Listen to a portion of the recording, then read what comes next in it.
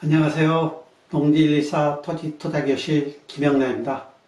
오늘은 현재 진행 중인 토지 경매 물건을 보도록 하겠습니다.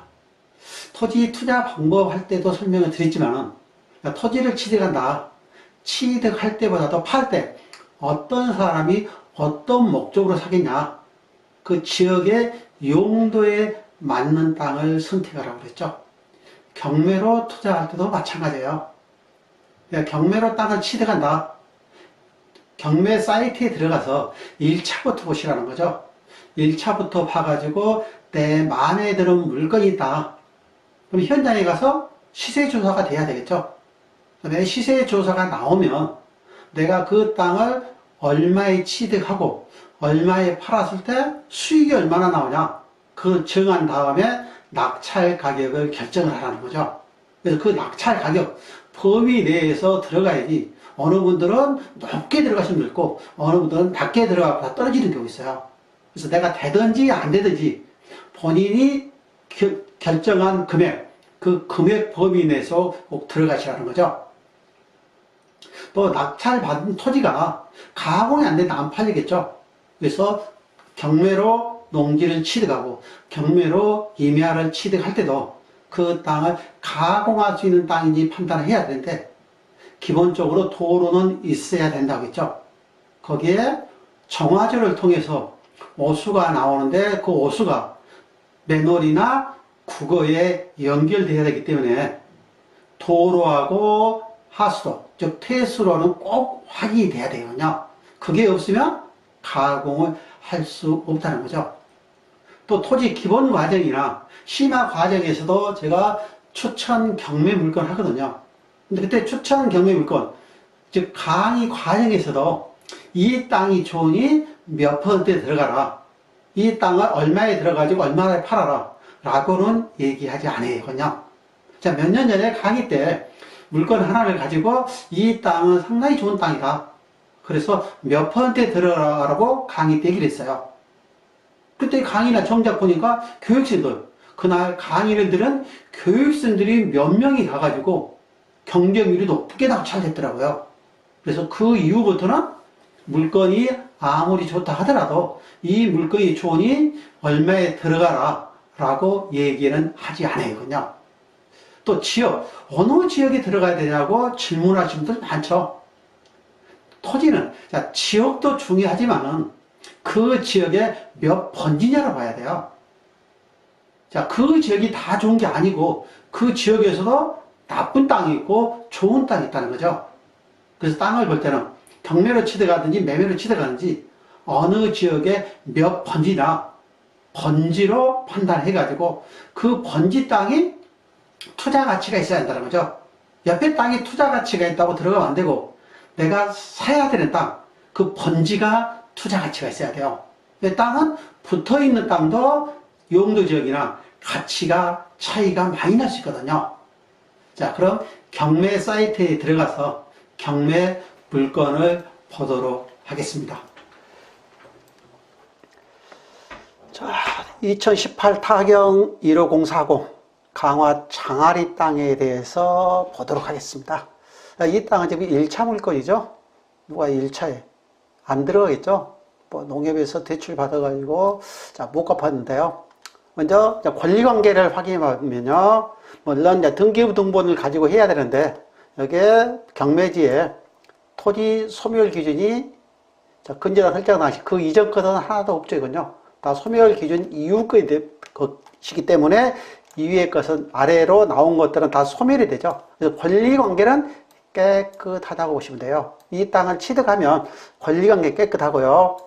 이제 두 번째, 지목이 농지이기 때문에, 전입이기 때문에 이 땅을 농지 취득 자격증명을 발급받을 수 있나 봐야죠. 이 경매 서류에 보면 이렇게 농지 취득 자격증명 요항 미제출 시 보증금 반환하지 않는. 그럼 내가 이 땅을 1차에 들어간다.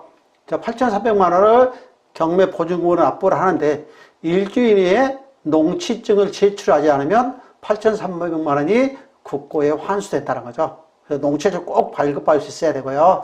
그다음에 여기에 농취증 관계 이제 확인하기 위해서 묵답으로 됐다는 거죠. 묵답은 이제 농사 짓지 않는 논이다. 그렇게 보시면 되고요. 자, 토지 일부가 인접, 주택의 정원으로 사용되고 정원수가 쉽게 되어 있으나 감정까지 제외되어 있다는 거죠. 그럼 이 나무는 낙찰을 받지 않았는데, 낙찰받지 못하는데 옆에 주택주인이 심었다는 거죠. 자, 주택주인이 심었기 때문에 문제 안 되겠죠. 그 사람한테 캐가라고 하면 되죠. 여기 보면 나무가 소나무들 있죠.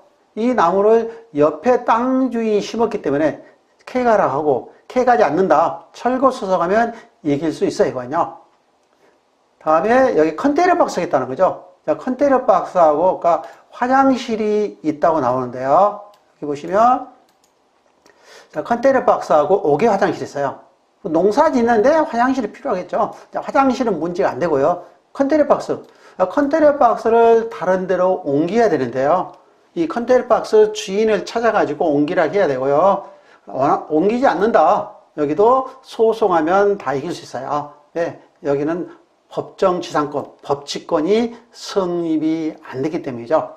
단 이 땅을 취득해가지고 낙찰을 받고 본인이 농사를 짓는다고 해야 돼요. 또 본인이 농사를 지어야 되고요. 본인이 농사를 짓지 않고 임대나 휴경을 했다. 이 땅은 강제 매각 처분 대상이고 또 임대나 휴경으로 조사가 되면 그 땅 주인 명으로는 개발을 할 수가 없지군요. 이 땅은 어떤 용도로 개발해야죠? 그럼 여기 이제 토지 이용 계획 확인서를 보시면요.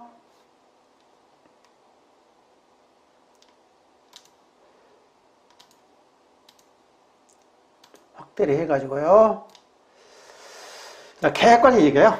계획관리액은 주택 짓는데 전혀 문제가 안 돼요. 면적 제한도 없어요. 뭐 300평도 지을 수 있고 500평도 개발할 수 있고요. 근데 이게 계획관리가 아닌 생산이나 보존관리지역이다. 그러면 300평, 1000제곱미터 이상은 주택으로 개발을 할 수가 없죠. 그 우리가 농지법상 연접이라고 하고요.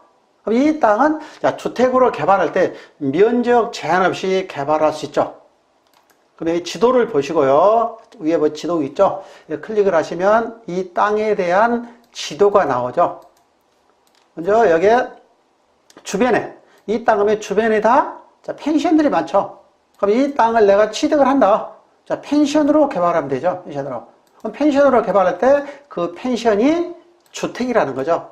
자, 주택 230제곱미터 70평 미만으로 짓고 주소로 옮긴 다음에 자, 강화군에서 민박 신고를 하고 그 이용은 간판은 펜션으로 달아야 돼요. 강화라 보면 여기 김포에서 강화로 간다. 강화대교를 거쳐서 강화읍 쪽으로 가는 도로, 그 다리가 있고요. 여기에 초지대교를 거쳐서 남쪽으로 가는 도로가 있어요.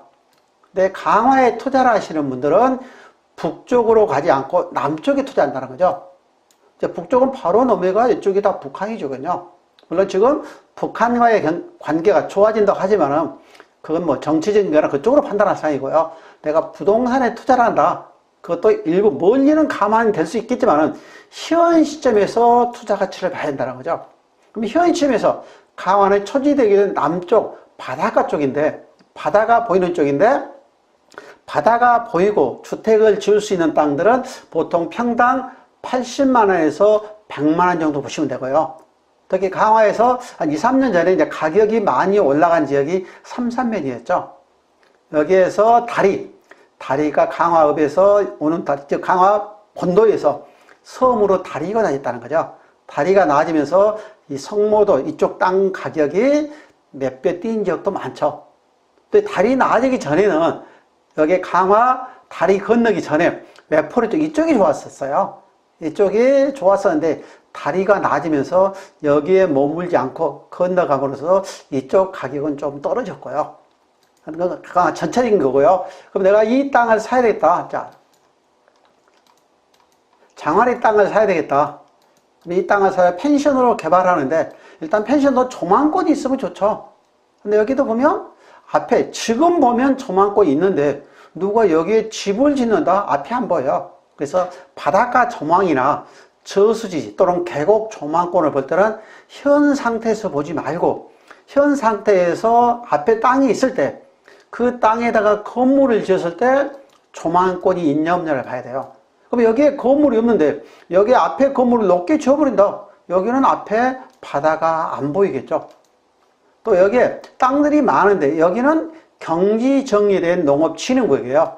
경지 정리된 농업진흥구역, 이런 땅은 개발할 제한을 많이 하죠. 즉 일반 주택은 안 되고 농가주택만 되는데, 농가주택을 신청을 하더라도 경지 정리가 되어 있기 때문에 강화군청에서 농지로서 보전 가치가 있다고 허가를 안 해주죠. 이 땅은 계획관리니까 전혀 문제가 안 되고요. 권리관계 깨끗하고, 다음에 개발. 자, 개발할 때 계획관리니까 면적제한을 할 수 있고, 단 이 땅은 한 사람, 1100평인데 1100평에 한 사람 누가 안 사겠죠. 주택부지로 땅을 찾는 사람들은 200평에서 300평을 주로 찾는다는 거죠. 그럼 이 땅을 사가지고 200평에서 300평으로, 즉 5개나 6개로 분할, 칼길에서 팔아야 되죠. 즉 8억에 물건을 내놓으면 안 팔리지만은 1억이나 2억에 물건을 분할해서 칼길에서 판다. 이때는 거래 가능성이 있다는 거죠. 그래서 이 땅을 내가 취득하면 이 상태가 아닌 분할해서 팔아야 되는데, 분할할 때도 개발행위가 받아야 돼요. 개발행위 허가를 받을 때 도로가 없는 땅은 허가가 안 되지만 이 땅은 도로에 쌓여 있죠. 도로에 쌓여 있기 때문에 분할하는 것도 문제가 안 되고요. 또 개발할 때 여기에 맨홀 있죠. 오수가 나와가지고 여기에 맨홀이 연결되기 때문에 오수 처리도 전혀 문제 안 돼요. 허가 관계 문제 안 되고요. 단지 가격만 보면 돼요. 내가 이 땅을 언제 낙찰을 받냐, 70에 받을 건지 60에 받아가지고 얼마에 팔 건지, 그 파는 금액을 먼저 정하고, 즉 매도할 수 있는 금액이 나왔다. 그럼 내가 그 땅을 얼마를 낙찰을 받고 거기에 팔았을 때 수익을 얼마나 벌 거냐, 즉 1년 이내에 50%를 벌 건지 70% 벌 건지 그걸 결정을 한 다음에 낙찰 가격을 정해야 돼요. 물론 농지도 이 금융권에 가면 낙찰 금액의 80%는 대출을 받을 수 있을 거예요.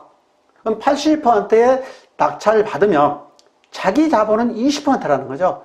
그 20%에다가 취득세, 등기비용, 농지기 때문에 약 4%이면은 5% 정도 계산하면 돼요. 그 등기비용 들어가고, 또 1년 이내에 판다, 2년 이내에 판다, 대출 받은 금액의 이자는 내야 되겠죠. 그래서 이자를 낼 수 있는 범위, 그 범위 내가 내 투자 금액이라고 했어요. 즉 자기 돈의 범위라고 그랬죠.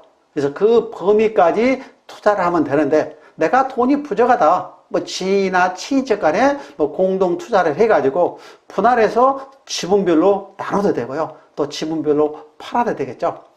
그래서 지금은 현재 강화에 나와 있는 물건 중에서, 그래서 손질해서 내가 손을 내서 가공해서 팔 수 있는 물건 중에 하나로 이 물건을 보았기 때문에, 자, 이 물건도 관심이 있는 분들은 현지 조사를 잘 하셔가지고, 즉 발품을 많이 팔아야 되죠. 시세, 매도 가격을 정한 다음에, 그 다음에 금융기관, 아는 은행이나 이 금융권에 가가지고 이 물건을 낙찰을 받았을 때 대출이 얼마나 될 거냐, 거기까지도 판단해 보시고요.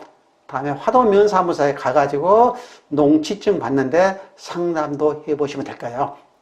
근데 이 경매지로 봤을 때는 대출만 받는다, 전혀 문제가 안 될 거고요. 다음에 팔 수 있냐 없냐, 그것은 본인이 판단을 해보셔야 돼요. 자, 이 물건은 여기까지 분석 마치도록 하겠습니다.